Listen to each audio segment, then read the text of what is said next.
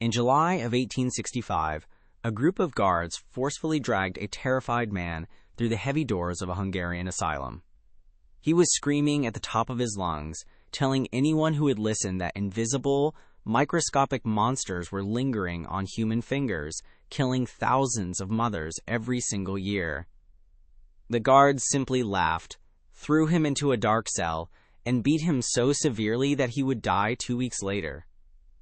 The man was not a lunatic or a prophet. He was a brilliant doctor named Ignaz Semmelweis, and every word coming out of his mouth was completely true. But to understand why the entire medical world treated him like a madman, we have to go back to the beginning. In 1846, young Ignaz Semmelweis landed a dream job at the Vienna General Hospital in Austria. As a fresh chief resident in the maternity ward, he quickly realized that giving birth in a state-of-the-art medical institution was essentially a coin flip with death. The hospital had 2 separate maternity clinics located right next to each other. Clinic 1 was staffed entirely by fancy male doctors and medical students. Clinic 2 was run by humble female midwives. Strangely enough, pregnant women in Vienna were terrified of Clinic 1. They were literally begging on their knees in the muddy streets, weeping and pleading with nurses not to be sent into the gentleman's ward. The women had a very good reason to be terrified. In Clinic 1, run by the educated male doctors, up to 18% of new mothers were dying from a mysterious illness called childbed fever. In Clinic 2, run by the midwives, the death rate was barely 2 or 3%. It was a massive medical scandal that nobody could explain. Doctors blamed everything they could think of. Some claimed that cold air from open windows was causing organ failure. Others insisted that the daily ringing of a priest's bell scared the women to death. One doctor even suggested that giving birth on your back instead of your side was triggering lethal infections. Semmelweis was obsessed with solving the mystery. He compared everything between the 2 clinics, from room temperatures to ventilation, but nothing made sense. Then, tragedy struck in 1847. Semmelweis's close friend, a pathology doctor named Jakub Kolečka, was performing a routine autopsy on a human corpse. During the procedure, a careless medical student accidentally pricked Kolečka's finger with a bloody scalpel. Within days, Kolečka fell terribly ill and died. When Semmelweis examined his deceased friend's autopsy report, he gasped. Kolečka's internal organs showed the exact same horrific damage as the women dying from childbed fever. That was the moment the light bulb finally went off. Semmelweis realized that the male doctors were starting their mornings in the autopsy room, dissecting rotting human cadavers with their bare hands. Then, without washing their hands or changing their blood-stained coats, they walked directly into the delivery rooms to examine expectant mothers. The midwives in Clinic 2 never performed autopsies, which explained why their patients were surviving. Today, this realization seems wildly obvious. But back then, doctors did not know that germs existed. Semmelweis concluded that doctors were carrying invisible, decaying organic matter on their skin, from dead bodies straight into living human beings. Determined to test his radical new theory, Semmelweis introduced a simple rule in May of 1847. Before entering the maternity ward, every doctor and student had to thoroughly scrub their hands in a solution of chlorinated lime. The smell was intense, but the chemical dissolved the putrid odor of dead flesh. The results were immediate and miraculous.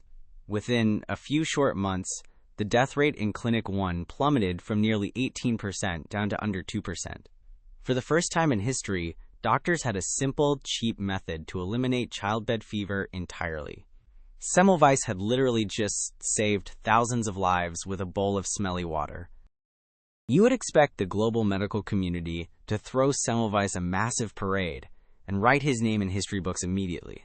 Instead, his fellow doctors were deeply offended. You see, mid-19th century European gentlemen firmly believed that an aristocrat's hands were inherently clean. Admitting that dirty fingers were killing patients meant accepting that doctors themselves were responsible for thousands of tragic deaths. If you think washing your hands before delivering a baby sounds like basic common sense, hit that like button and subscribe right now so more people can discover crazy, true history stories like this one. Semmelweis was about to face a tidal wave of hatred. The senior doctors at the hospital mocked Semmelweis mercilessly. They claimed his chemical hand-washing was a ridiculous waste of time and money.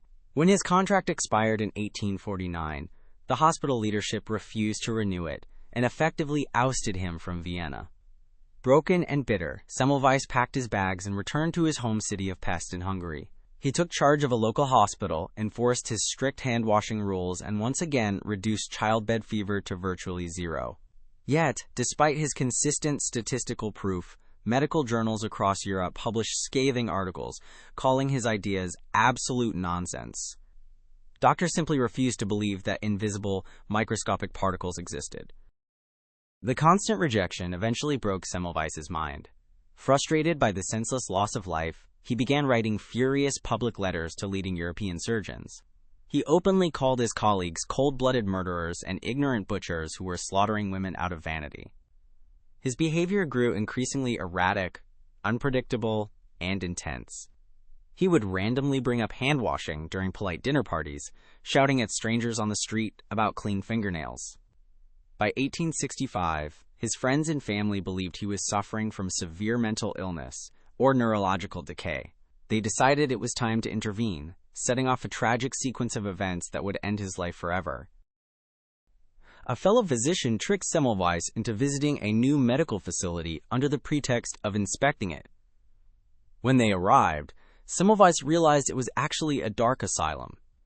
He tried frantically to run away, but the aggressive security staff overwhelmed him. They forced him into a straitjacket, threw him into a tiny cell, and severely beat him. During the violence, Semmelweis suffered a deep wound on his right hand. Irony dealt its ultimate, tragic blow.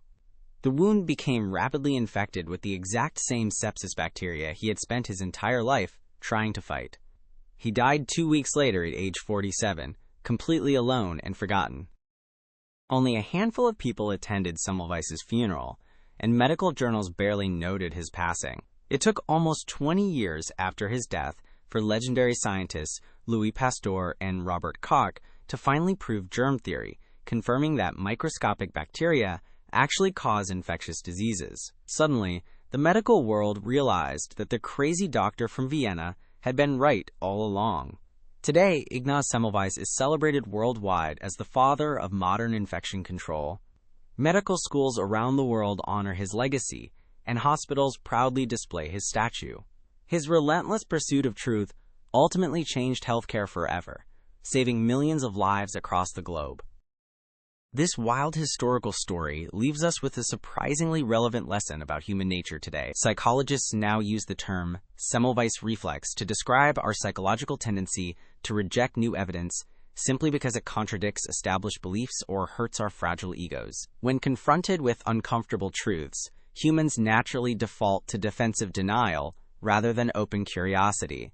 Whether in science, politics, or everyday personal relationships, we frequently ignore overwhelming logic just to protect our pride. The next time you find yourself instantly rejecting a foreign idea that challenges your worldview, take a deep breath and remember Semmelweis. Sometimes, the idea everyone laughs at is the exact truth we need. Who knew that washing your hands could trigger one of the bitterest battles in medical history? If you enjoyed learning about the tragic genius who fought dirty doctors so you could live clean, make sure to subscribe to the channel right now. Drop a comment below letting us know which crazy historical figure or wild forgotten event we should animate next. Do not forget to hit that notification bell so you never miss another story where history gets weird. Thank you so much for watching, keep your hands clean out there, and we will see you in the very next episode.